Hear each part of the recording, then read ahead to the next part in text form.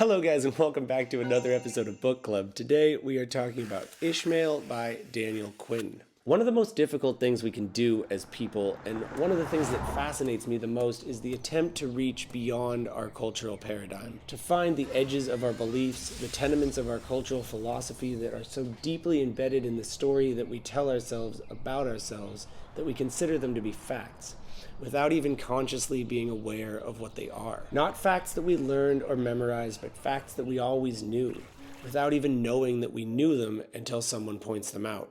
This book is a beautiful, allegorical story about a man who meets a talking gorilla who ends up teaching him about his own culture from an outside perspective. After a bit of backstory and narrative, just to make the whole thing make sense, the book is basically laid out as a conversation between a teacher and a pupil. The talking gorilla, Ishmael, being the teacher, and the narrator, whose name we never get, being the pupil. Their conversation begins with the fact that we are trapped in a cultural system. Ishmael says that his main topic of teaching is imprisonment or captivity. What he goes on to show is that we are imprisoned by a cultural story that we don't know how to escape from. And this story is driving us to destroy the world around us. And though none of us actually want to destroy the world, all of our daily actions contribute to it, and we don't know how to stop. The rest of the book is spent exploring this main theme, trying to do one of the hardest things it is that people can do, which is to see beyond the things that we assume to be facts without even knowing.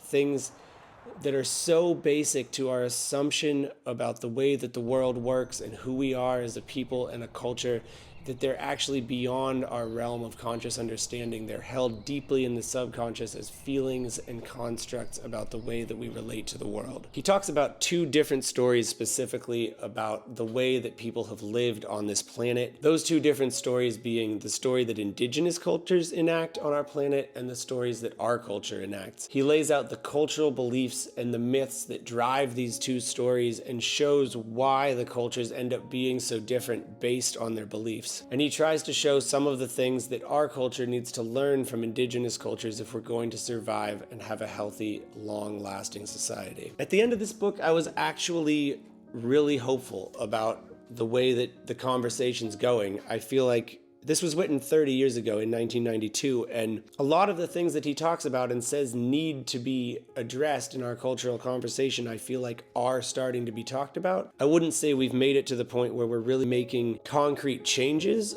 off of that conversation, but the conversation is changing, and I can't help but wonder if a part of that is because of this book and the rippling effects that it's had on our culture over the last 30 years. Ishmael, Daniel Quinn.